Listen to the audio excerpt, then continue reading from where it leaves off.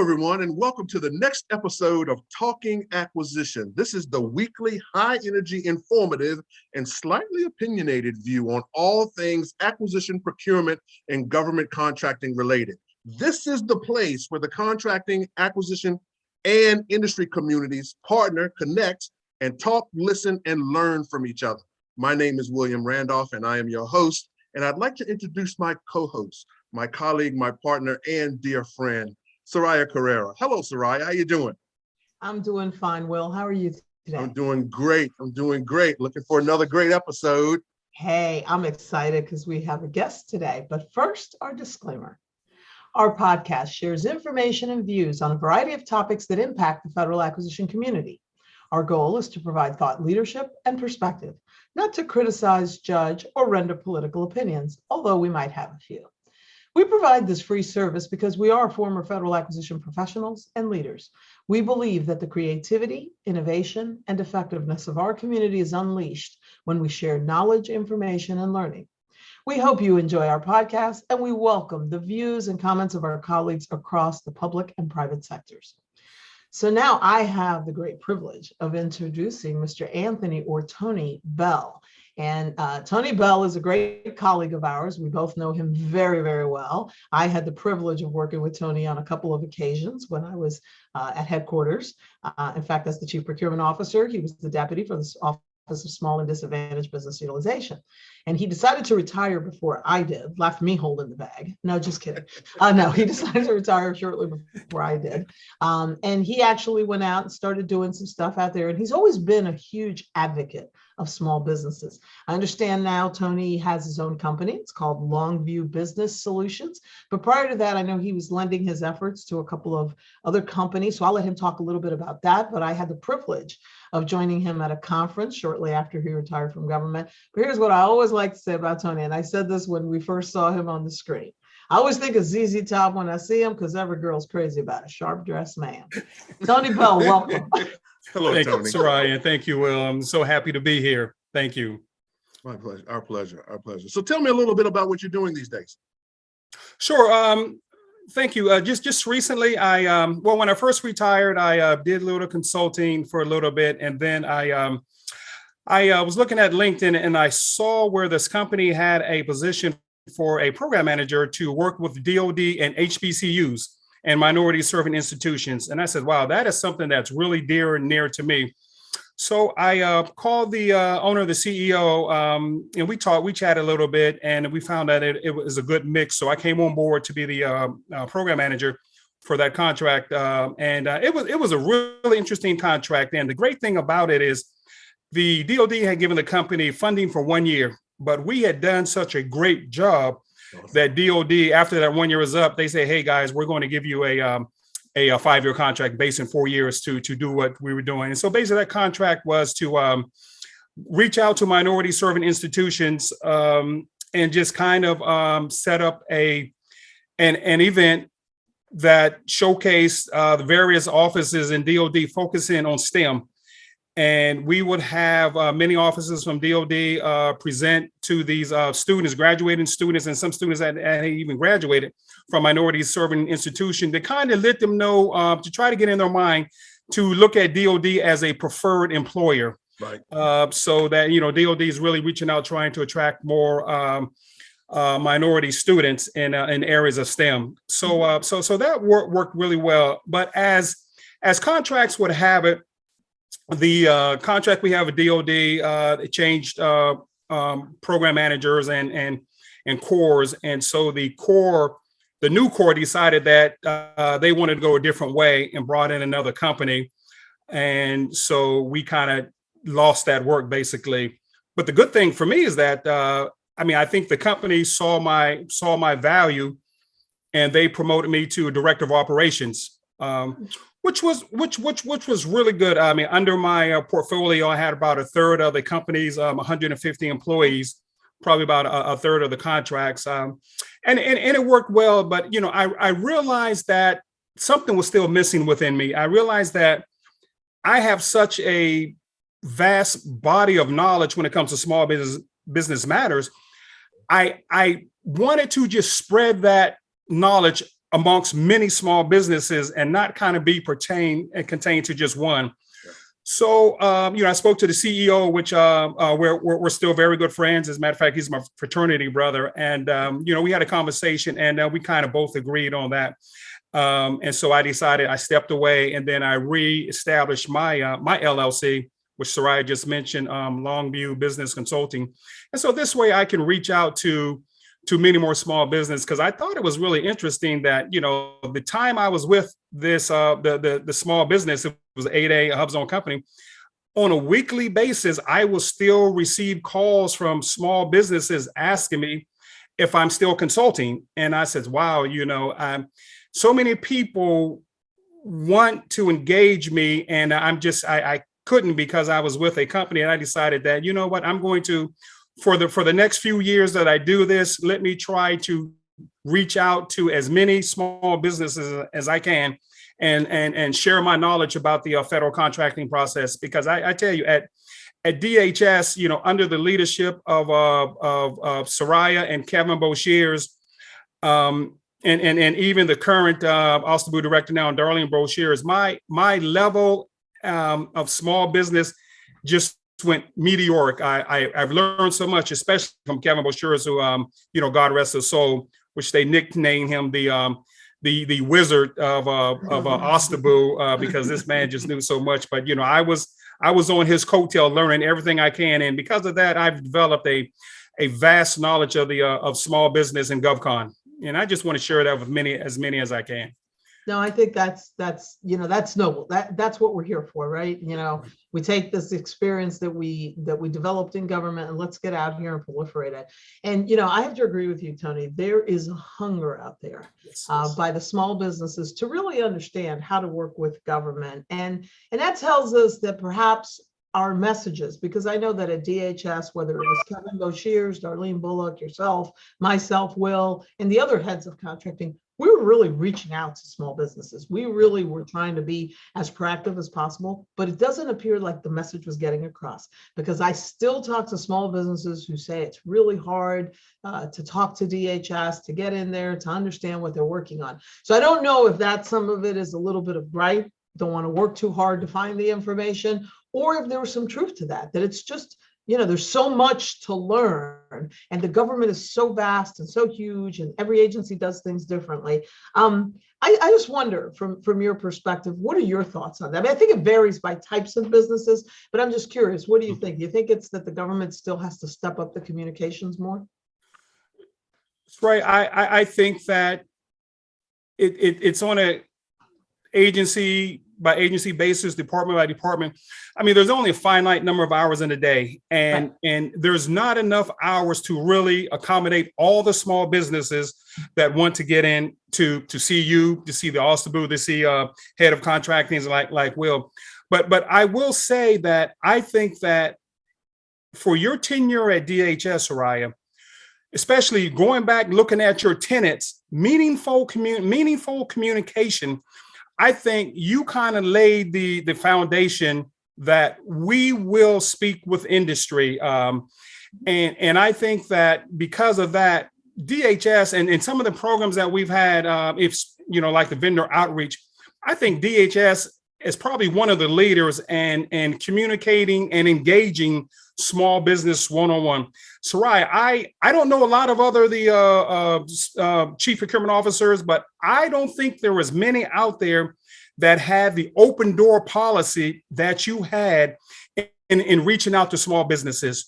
So when the folk in your organization see what you're doing at the leadership, that just, it causes us to really want to reach out and work with small businesses.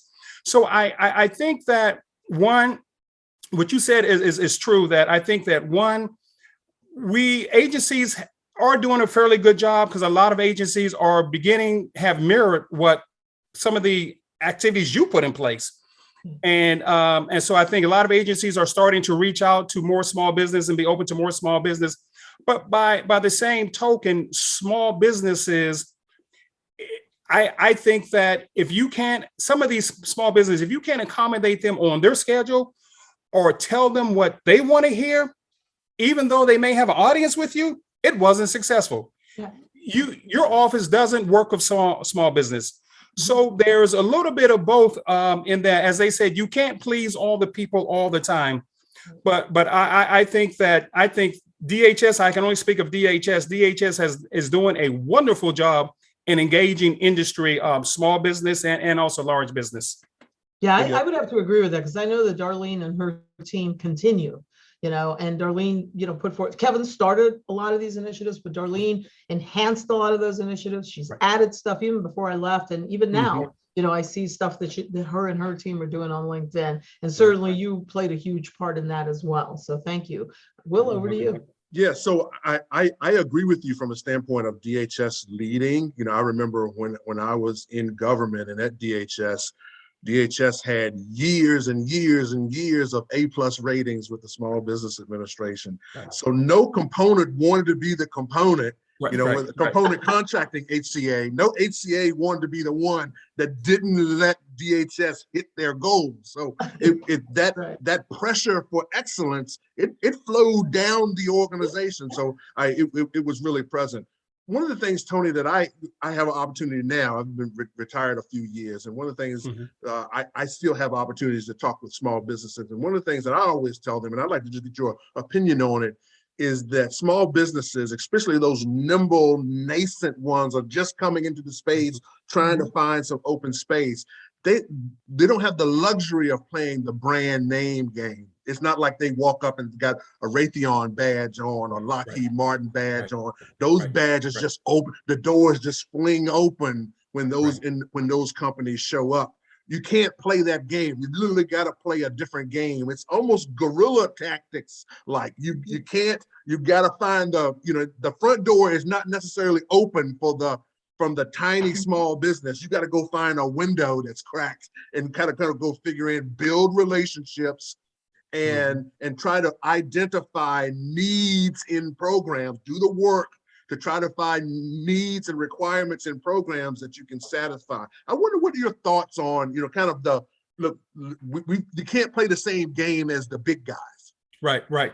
No, Will, you're absolutely right. It's a funny story when when TSA first stood up, I was the small business specialist at TSA, kind of rolled out that office. And, that was back in the days where, you were really building and flying and playing at the same time. And I can remember Accenture was there. They had a huge contract with TSA right in the beginning. Accenture would literally walk the halls, stick their head in the program manager's office, and say, "Hey guys, I'm with Accenture. Whatever your issues are, we're here. We can do it." And I mean, just on that name alone, Accenture got so much more work. So you're absolutely right. But so the small guys have to approach it a little differently, strategically. For one, there's a lot of resources out here that the small businesses, as you said, Will, first they have to do their homework. And that's one message that my another colleague of mine that passed away, Dan Sturtevant, he will hammer home when he spoke. You have to do homework. He always say that homework comes before success in the dictionary. One of those Danisms, but that's true. So you have to do your homework, because there's been so many times that I have met small business for the first time. They walk up to me and said, "Hi, this is who we are, and we're 8A." Period. Yeah. And that was their marketing pitch. Yeah. And my response is, well, I'm glad to hear that, but unfortunately, we're not buying 8A services. What solutions are you bringing? Have you done your homework to find out what solutions? Where are the voids? Where are the holes that you, being a small business, you can be nimble enough to get in there and identify some of those solutions and go and talk about the solutions you are bringing. Now, okay, you may not have access to a program manager right away, but then that's where the small business office comes in. Use that small business office as your conduit, as your champion, and to get into those program managers and decision makers. Now, if you go to the small business office saying, "Hey, I'm 8A and I want to go talk to the decision maker," they're going to look at you and says, "No, I'm sorry, I have too many other companies that are bringing me qualified solutions that are going to help the mission of this particular department." So I tell small business, first do your homework, and like I said, you can look at a lot of these databases out here, SAM.gov. USA Spend, to find out where the money is going. There is a a budget and brief that Congress puts out to kind of find out where the money is. The agencies have a forecast. See what's out there. Go to the website. Attend some of these conferences where some of these people are, and attend some of these other like NCMA. Join MCMA and find out what's going on there. So there are ways to do your business intelligence out here. So the onus is on small business to do some things themselves instead of just having an agency do everything for them. I was talking to just Darlene recently, and she was saying, Tony, sometimes I wish that I could really just sit down with each small business and tell them that you have to help yourself as well as we help you. So Will, you're absolutely right that small businesses don't have the same access as large businesses do. I mean, that's just going to be a fact of GovCon. But there are ways that that small businesses can get in, because I think that there was a statistics for DHS that there were so many number of small businesses that have gotten their first contract, that have received their first contract with DHS. Now, these companies put their pants or skirt on the same way that everybody else does. It's just that they have maybe a better strategic approach. Maybe they're doing some, they have a mentor. They're in a JV program. So there's just tools out there to help small businesses be successful. Yeah, I would have to agree with you, Tony. And in fact, I used to tell a lot, especially a lot of the new small business or small businesses that had never done business with DHS. So what do you bring to the table? What you have to understand the challenges of the agency and come and pitch how you can help address those challenges.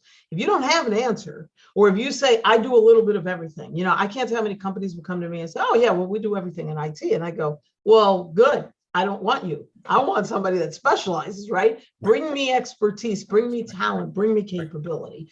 It's unbelievable how easy it is to get a contract once you understand the challenges and you know how to bid and you know how to come in and sell. And there are so many opportunities for companies, especially in organizations like DHS, that have a lot of these programs. They have a great small business innovation research program. They have the Silicon Valley Innovation Program for those companies that have unique niche capabilities and talents. They have a ton of activities that they are engaging in constantly to invite small businesses in. And I will say that the president's management agenda, now with this big emphasis that we have on let's bring in these companies that are in these underserved communities, they got to make themselves known. Right. They got to make themselves known, right? They got to come out and say, here's what I specialize in, here's what my expertise is in, and here's how I can help your agency. Nobody, I don't care who the president is, I don't care who's doing what in Congress, you don't just write a check. You have to compete and you have to win. I can't tell how many companies will walk up to me, oh, when you gonna write me a check? Yeah, right. I can't write you a check. I'm writing you a check, right? But it is important for companies to understand that and to understand there are a lot of opportunities for small businesses, that it's not just lip service, but that they have to know how to go pursue that business, right? Whether teaming with other small businesses or mid-tiers or getting on JVs or mentor-protege programs, there's a whole lot of opportunities. And I think it is a lot easier today than it was like in my early years of procurement way back when. But what I will say though, I think one of the challenges that the federal agencies confront, you hit it right on the nail right on the head. Time. The time and the opportunity to really understand who's out there, to really drive competitions in those directions. More and more, I think we see contracts getting bigger and bigger because we're consolidating more things, because frankly, there just isn't enough time in the day. They keep adding requirements on the contracting officer, things that they have to do as part of the acquisition. And everybody keeps forgetting, well, the more they have to do, the less time they have to do it in. So, I mean, your thoughts on that? Do you agree that I think the world is kind of shaping out a little weirdly here, that we just don't have enough time to really seek out that competition? I do agree with you, Sarai, because I mean, I was just looking at what 10 years ago, government was doing $550 billion in goods and services. Now is up to like 650 billion. And so time is such a precious commodity. And so now contracting officers and contracting shops, they have to look at ways to do differently because they're, even though they're a contracting shop, they do so much more than just award contracts. And so the small business community is going to have to look at ways of doing things differently. Because as you said, Sarai, teaming and these contracts are getting larger and larger. I mean, one of the biggest tools out here, and I believe is one of the biggest underutilized tools out here, I can never say this word right, but it's the similarly situated entity. That's when, small business, for small business set aside, small businesses, they have to do 51% of the work. Mm-hmm. Now, when these contracts are getting bigger, that's going to be harder for a single small business to do 51% of the work. But now, with this similarly situated entity, a small business can team up with another small business to do the 51%. Mm-hmm. I mean, that there will be that small business prime, but they can bring on somebody that's considered a sub, but it's still part of their prime offering to do the 51%. Wow. Yep. Right. And I just think that is just the small businesses that utilize that and understand that, they were taken off. But it comes back to time. And I really, have a softball for the contracting folk who are in this, because I mean, their days are getting longer, and I think it may start to affect morale. But I think the smarter contracting shops will find ways to figure this out. And like we just said, one thing, the small business contracts are getting larger, which may and maybe less contracts are being offered for the small business set asides.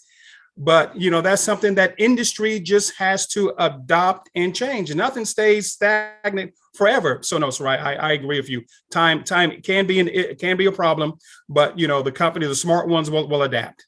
Yeah, by the way, I'm glad that you brought up the similar situated entity, because it's kind of interesting. Mid-tiers used to come and talk to me all the time, and they still do. And, mid-tiers have always argued that they're in that little in-between space. I grew up, I'm out of the small business program, but I'm not really big enough to compete with the really big guys. Right. And there's no programs for us and all that good stuff. And not using the word similar situated entity, I can't tell how many times I said to mid-tiers, if a group of you all got together, mm-hmm. and teamed to bid, you can beat the big guys. Yeah, you can eat some lunch. Yeah. Right. Yeah. So I just tossed that one out there. Over to you, Will. Sorry. Yeah. So Tony, I want to tap your brain a little bit on observation that I've seen the last 2 years, mm-hmm. and this is the outsized utilization of best in class vehicles. Mm-hmm. Okay, and then how this plays in small business. So think about 20 and 21. We had pandemic spending, trillions of dollars went into the system, and all the stuff that would have normally got processed through the end of the year sat until we got the pandemic spending out of the way. Then they had to go pick that up, and I believe that was one of the saving graces to the increased adoption to best-in-class vehicles. Because how else are you going to be moving big chunks of money, but then to use the contracts that are in place? Now, here's 2022, we don't get a budget. Our contracting brethren don't get a budget until March. Okay, right. So all the new start stuff that should have started maybe in October and November, we can't even touch the new start stuff, in true fashion till almost the end of the second quarter. Here comes, I believe, saving grace again, the likelihood of additional adoption of best-in-class vehicles, utilizing those contracts. I understand it, but I wonder, and I want to ask your opinion. Actually, you too, Sarai. I'll ask your opinion on, do you think this best-in-class vehicle use, where you have pre-existing sets of service providers that are predetermined, they're ready, they're all the value propositions. So I'm not knocking the value proposition, but do they have a negative impact on those nimble small businesses that are around looking for opportunities when these big muscle movement, big chunks of funds are likely finding themselves to existing best-in-class vehicles with existing offerer sets, groups of offerers already predetermined. Tony, I'll let you take the first crack at it. Okay. Yeah, I was chuckling because, Will, that is a very slippery slope, especially when you talk to the small business community. Mhm. I mean, they say that best in class category management basically is a death march for small businesses. But going back to the time for contracting folk, that it could be a saving grace. Yeah, to have I get these, it. Yeah, I have these understand the best-in-class motivations contracts. why. Right, I just right, wonder. right. I just wonder Well, if there's a well, unintended consequence that will manifest itself. well, it could be, but one of the things I say that for a DHS, especially some of the best in class contracts, that I will say that DHS has allowed every vendor, large and small, an equal opportunity to bid. Now, Participate, one right. thing that we can't guarantee are equal results. Right. It's the ones that sharpen the pencil, understand the requirement, and communicate that in their proposal back to the government at the best price is going to be on one of those best in class contracts. Gotcha. So, I think a lot of people in the small business community probably take exception to what I just said, but that's the fact of the matter is, I mean, before, right, everybody had their little piece of the rock, but this is a president's agenda. And frankly, as a taxpayer, I would like to see the government be a very good fiduciary of the money that I spend and have economies of scale. But by the same time, you can't throw out the baby with the bathwater.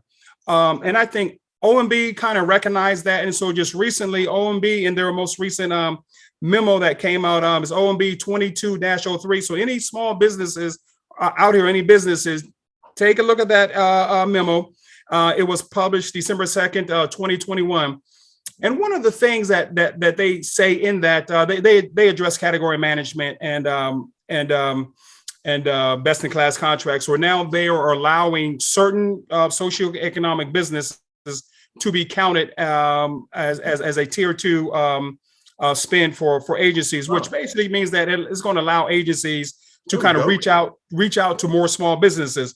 Yeah. So OMB has heard the cries from the small business community and also a lot of the OSTBU departments, and OMB is trying to really find that middle ground to make it palatable to both. But I think the small businesses that basically affects, that I would say that they probably need to go back and look at their strategy. Do they really understand the full cycle of looking at procurements, putting procurements in the pipeline? Do they understand qualifying, how to identify a potential opportunity, how to qualify it, how to get it into the pipeline, to move it all the way through there? And you find some small businesses that really do that well and are doing well in any environment, category management or non-category management. So I think it just requires small businesses to just kind of sharpen their body of knowledge of GovCon. I love it. Yeah, I would have to agree with you, Tony. My comments on this were, I don't think the best-in-class contracting necessarily hurts small businesses as long as that best-in-class contracting is done right. So at DHS, when we were adopting and we were structuring some of our contracts, we created lanes for small business. We created categories. There we go. Right. So there was, the categories for the large businesses where they could compete with one another. The small businesses could always compete where the large businesses are, but we actually created swim lanes, if you will, for the small businesses to be able to compete. And in some cases, we actually did it by category, socioeconomic category, to even tighten that competition a little bit more and give greater opportunity. I think where I've seen perhaps the reduction in small businesses, where small businesses don't feel they're getting a real fair shake, is all in how agencies choose to evaluate proposals. Sometimes we're a little parochial out here. Agencies are a little parochial out here, and you got to have experience working in that agency. Well, that means that you're not going to get a company that's never done that agency. Right? Yeah. There I go thinking again. Or they they're requiring past performance capabilities or references, if you will, from another federal agency. So a company that perhaps has been doing commercial contracting all its life, right, and then decides to forge into, take a foray into the government, doesn't get an opportunity. And I think that's a little myopic, especially when we talk about technology, right? I think that's okay, like maybe in services and a couple other places. When you start talking technology, you can't just rely on folks that have been working for the government, because they may not be doing new stuff in the government, Absolutely. right? Absolutely. Right? It might be an industry where they're doing, what I call the true innovative, creative stuff. So I think the government has to be a little bit more clever about how they're evaluating those small businesses, what capabilities they're looking for. And the government can't be so risk averse that they're not going to be willing to try somebody new. Right. Somebody who hasn't really done it before in government, but maybe has successfully done it out here before. And that was always kind of my mantra when people came in to talk to me, especially on the technology side. I go, oh, so good. We'll just go hire the usual suspects who haven't done it for us before, right? Yeah, excuse me, we hired them before and they didn't even deliver it before, right?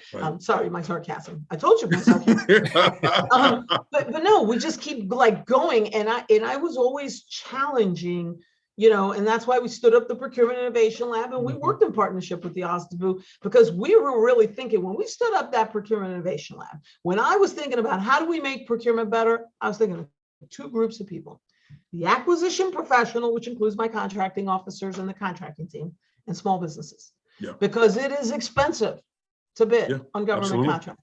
I have had companies come before us and tell us $5,000 a page to bid. It's expensive. It's expensive. And when you're a small company, you don't have a lot of resources to throw at it. So I think of the little small business. Oh, that's me now. And you. That's right. We're up at That's 3 in the morning. We live in this writing space proposal, now. Right. So I think about that and I say, government, you got to be a little bit more clever about this, right? We got to find ways to streamline the process, make it more efficient, and get a company in and out of the process as quickly as possible, so they're not wasting time, energy, and money. And that leads me to my last little mantra. You're going to hear this, Will. And Will, by the way, what did you say? What did you say about guerrilla tactics? That's hilarious. Guerrilla tactics. I'm telling you, this man comes out with some crazy stuff. Anyway, but that takes me to my other mantra that you're going to hear every single time I talk. And that is, get information out there early, agencies. Get information out as early as possible. I can tell how many small businesses are coming to me, and you know what they're willing to pay me for? They're willing to pay me to tell them what they can get for free from the government. And I'm not, I don't do that, but there are other companies that'll take your money for that. Absolutely. But they can go out and look at that forecast and look at SAM and, like you said, do that homework. They're willing to pay me to do that. Why? Because it's too hard for them. They think it's too hard. They think there's a trick or there's a magic pill. There are no magic pills. There is a federal acquisition regulation. There are rules of how you run these competitions, and there is data. And we need to be, I keep saying we because I'm still in the government in my mind. Anyway, but the government, it'll take some time, don't worry. I know. The government has got to do a better job of publish information. I was in a conversation with a colleague of ours where we were talking about the fact that wouldn't it be a novel concept if the government started telling industry what they were thinking about doing the moment they put it in the budget?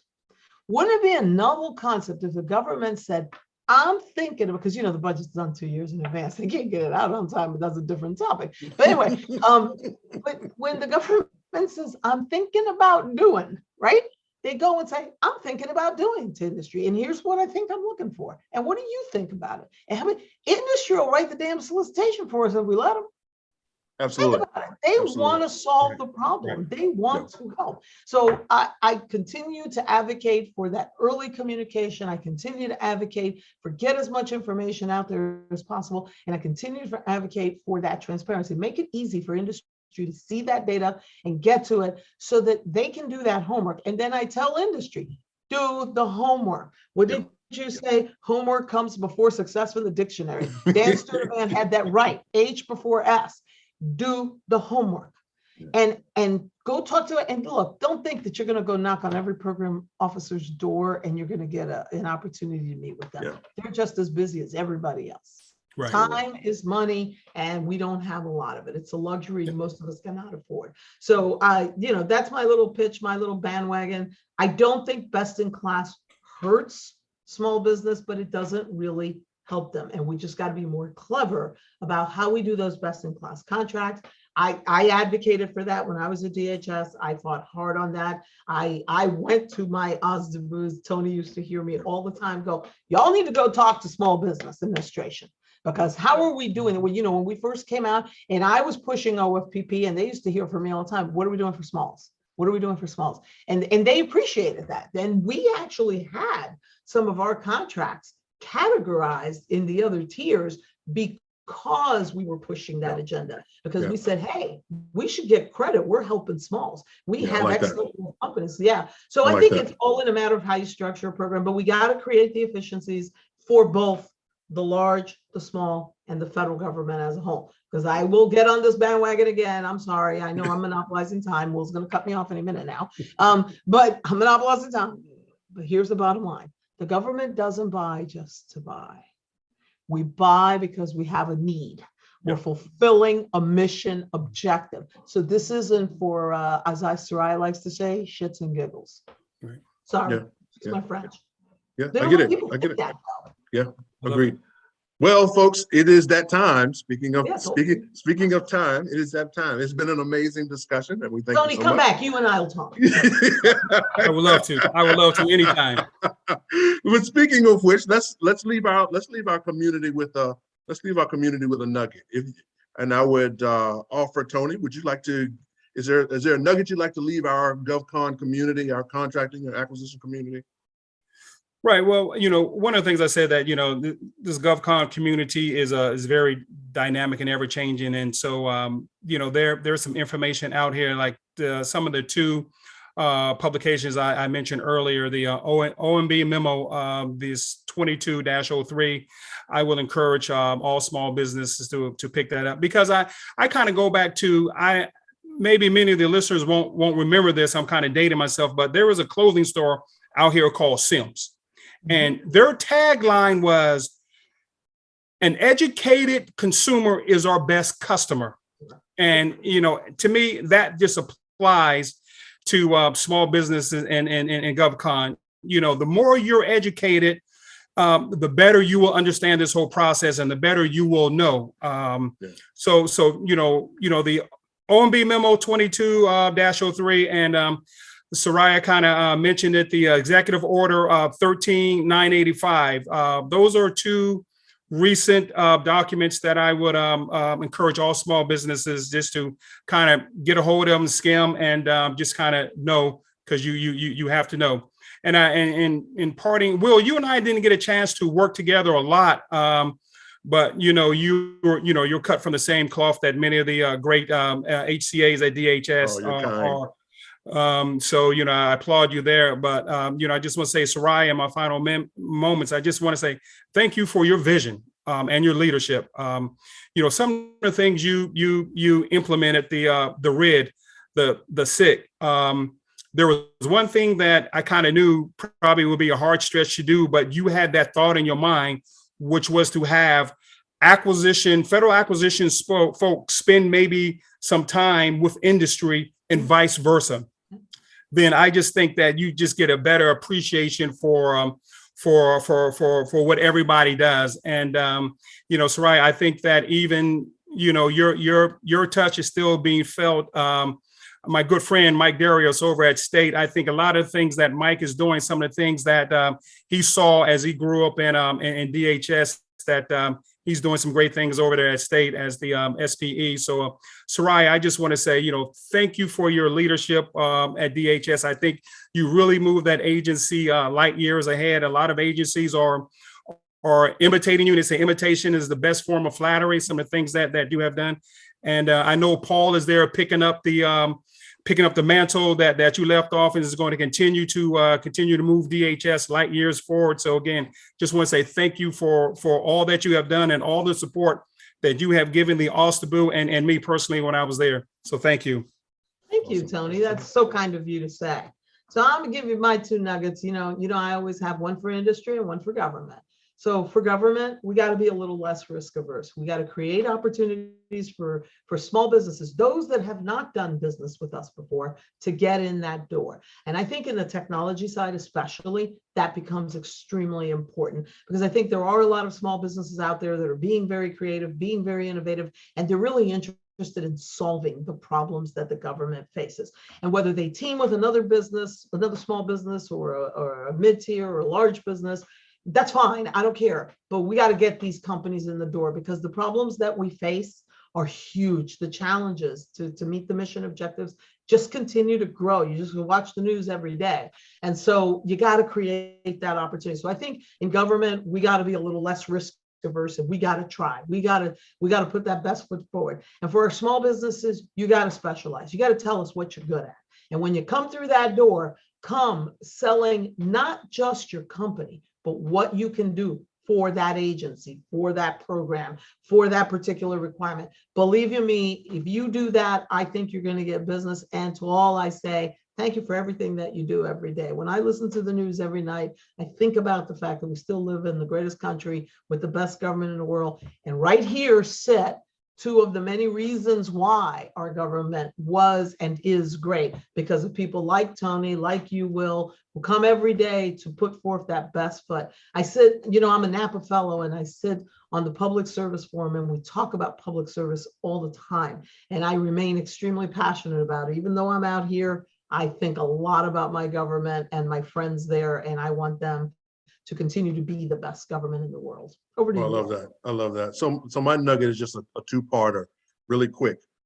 For our government, for our government small businesses out there, don't be afraid to go small and to go subs.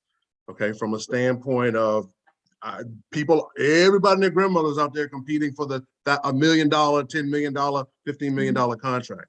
Some of those smaller deals, there may be some space to learn the system, build your muscles, and grow your capability going after smaller things. And then second is, don't be afraid to sub, okay? Don't be afraid to come to the marketplace as a competent sub, okay? Until you figure it out, out. That's a good place to bring capability, but then to learn the process. Sit up, team up, and don't be afraid to go small, okay? The competition's often less at the lower levels. And then excuse me, and then don't be afraid to sub.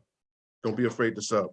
So Tony, before we go, I want to make sure everybody gets an opportunity to if they want to connect with you, how's the best ways to reach out? Absolutely. Thanks, Will. The best way to reach me is it's going to be Tony at longviewservicesllc.com. Tony at longviewservicesllc.com. Thanks, Will. All right. And with that, thank you so very much for joining us. It's an amazing conversation. We got to bring you back. We got to have a follow-on part two. Love to come back. Yeah. So Soraya was nice. She was nice to me this time, so I'll come back. It's a setup. It's a setup. There's so much to talk about, with the world of small business and all that's going on right now, and some of the changes that SBA is making. So I know we're going to have you, and I'm going to see if we can pull up some of our other friends in the business. But definitely love to have you back, Tony. Thank you so much for your service. It's my Good pleasure. luck with Longview. Really Absolutely. Good luck with Longview. And Will, as always, it's a pleasure. Same here, Soraya. My amazing friend. All right. And with that, folks, we're out. All the best. Keep doing what you're doing. I love it. Take care. Bye-bye. Bye-bye.